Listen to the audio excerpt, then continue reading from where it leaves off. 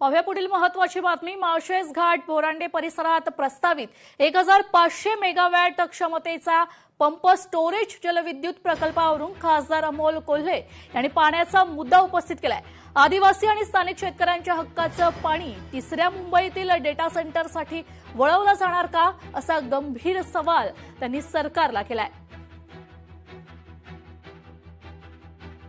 जिथे महाराष्ट्राचं energy projection जर आपण बघितलं तर 2030 पर्यंतचं एनर्जी प्रोजेक्शन हे साधारणतः 30 ते 35,000 मेगावॅट असताना आता 59 पंप स्टोरेजचे प्रोजेक्ट करून 80,000 मेगावॅट वीज स्टोरेजचं उद्दिष्ट हे ठेवलं जातंय।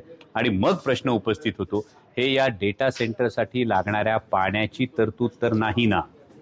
म्हणजे शेतकऱ्यांच्या तोंडचं पाणी पळवून, आदिवासी बांधवांच्या तोंडचं पाणी पळवून, सह्याद्रीचा इको सेन्सिटिव्ह झोन पूर्णपणे धोक्यात घालून हे नेमकं कोणासाठी केलं जातंय, हा एक प्रश्न या महाराष्ट्राचा नागरिक म्हणून आमच्या मनात।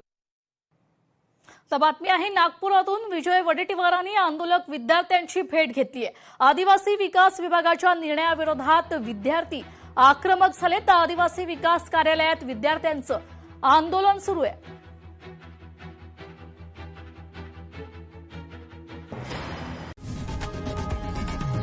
लोकशाही मराठी ऐका, पहा, जागरूक रहा।